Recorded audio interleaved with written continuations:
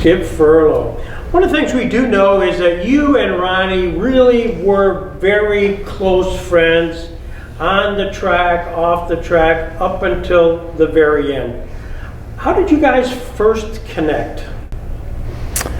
Well, when Ronnie's first race was a rollerball, and that was where I started out racing too, and he come, and I could tell just his nature, he was going to be good, and for some reason I didn't do well back then, and he just kind of connected with me right off the bat, and we become very good friends then, and really Ronnie was going through his starting racing, and his second race feature he ever won, he won the second feature, and At Rollerball. At Rollerball. What a track that was. Right. I think he won $36 and a trophy and a kiss from the track beauty queen. Knowing Ronnie, he would appreciate the last. Oh yeah. And but from then on, he was, every time him and I got together racing or something, he was always willing to come over and help me, and he's the one that got me on the right track as far as being able to be competitive in racing, and we, from then on, we've always been real close. It's probably the most natural of a race car driver I've ever seen. Everybody else that we all know that's made it good in racing is, had to work our way up. Ronnie started right out being a natural. He and he had Frank Roman was his father-in-law, and that's what helped him get started as far as building a race car and stuff. And back then, everybody else had tanks, and Ronnie had a nice light car, thanks to Frank. His father-in-law really knew racing better than anybody around, really. And that just got Ronnie on the right track, but his ability was just so natural that he was hard to beat. Much so. It's, Ronnie was ahead of me. Back then, I sometimes didn't even have gas money to get to the racetrack. Things were kind of tough when my wife and I were first married and having kids, and back then in the early 60s, in and out of work, and you worked for 6 months and get laid off for 6 months, and things were tough, and it just took a while, and Ronnie, he had a good job at Sylvania, and so things, plus he had his father-in-law, Frank, that helped him along, but I can't take anything away from Ronnie. His ability was, and his nature, his personality. It was always, he was something else. I never knew Ronnie to be hot-tempered. He really was easygoing, and he was just superior enough to, things happened that didn't really bother him because, he knew he was good. I was talking to Jay a little bit earlier, Jay Plyler, and yeah. Jay was talking about when they would go to the track, often it was Ron, and then there was really kind of a rotating group that finished second, third, fourth, and fifth, and of course you were part of that group, and right. Jay too. And did you get a sense of that when you went to the track at night? Oh yes. Can anybody really beat Ron? No. One of the funniest things that really helped me a lot and stuff, when I first was racing and trying to be one of the guys, Ronnie came over to me one night at the track, and he said, Skip, I want to show you something. Come here. So I went over, and he's showing me we're looking at the front suspension, the ball joints and everything. He says, you see that upper ball joint? He says, always make sure that's behind the lower ball joint. And mine was way ahead. I had I had negative caster and stuff in the thing, and I changed things around. Well, that changed my whole career right there. Interesting. And he said, the only reason I told you that is just so I keep you out of my way, he says.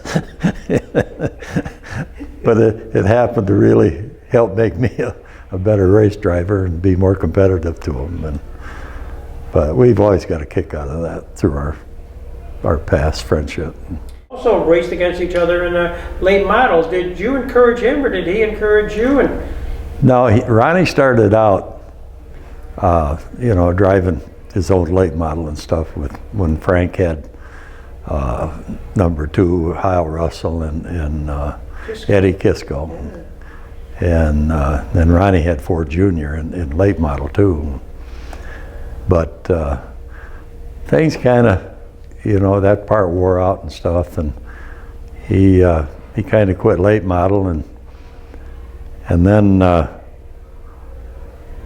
one time Bob Snars racing the Javelin, and he quit racing the car, and it was Hagelin Rambler that had the car, and it had set it Hagelin Rambler, and I says, boy, I'd like to buy that car. And Ronnie says, well, why don't you go buy it? They wanted $2,500 for it, and I says, I just don't have the money. I have to borrow it, and I really hadn't established credit at the time. And he said, I'll sign for you if you want to buy it. He says, Dyke down in Warren, I says, you get the money from him. So I went down and talked to Bill Dyke, and I said, Ronnie said he's going to sign for me. And sure, he gave me the money. I went and bought the car. Okay. And went down and picked the car up on a Friday night after work, and left there, went home, and got my wife and family. We went to Wattsburg. Mm-hmm. And I got there, and of course I was running a Sportsman too. Went out in this Javelin, and I probably spun out 3 times in about 3 laps, and just, I was sick. Yeah. And I was so worried about the financing part of it, and Ronnie being obligated that I was just in a panic, and I told my wife, I says, I don't know what I'm going to do. I have to have Ronnie drive this. And she says, well, it's up to you. And so I went down and talked to Ronnie. No, you're going to drive it. He's not going to drive it. I came back home, and I says, he won't drive it. And I said, you got to go down and talk Ronnie into it. So she started and left. Well, she got down the end of our road, and there come Ronnie. And he come up there, and he says, come on, Skip. He said, we'll get the car set up. He says, this is not going to be any problem for you. And I says, Ronnie, I says, I just can't drive it. It's just too much, in my mind right now. So we screwed around, got the car all set up, and he says, okay, he says, I'll drive it for you. So he drove it the rest of the year, and we made money with it, enough to pay the car off. Okay. and we really enjoyed it. And one night he was at the state line, and he was out on the track, and a couple of guys come over to me and asked me if I'd drive their car, and because their driver didn't show up or something. I said, sure, I'd drive it. So I went out, and it was a big race, and we get out there, and the drive shaft went out of that car. So I ended up in the infield, and they had a restart and everything. And Ronnie, he was leading the race. And I come over to the car, and he said, what are you doing here? And I said, well, I was racing Tibbetts' car. He says, he got a big kick out of that, but he ended up winning that race with that Javelin stuff, and he done real well with it. But that was always a big joke to us to live with the rest of our lives, that what I went through with that, and of course he was always there to bail me out. Yeah. But that was a big, interesting story in our life. We know that you two were kindred spirits and as close of friends as anybody wanted to be. Oh, yes, we were. He was, yep.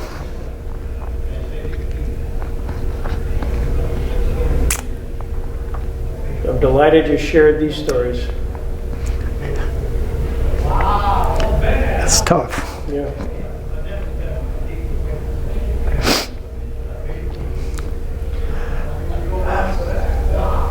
Well, the nice thing you have extraordinary memories that, frankly, are unique to you. Exactly. Yeah, we certainly did. Yeah, we had, we had all kinds of funny stuff that went on, but I just can't go through it. Yeah. Thank you, Skip. I really appreciate you taking the time. Not easy, but I appreciate you, and Vicki will appreciate this. Yeah, thank you.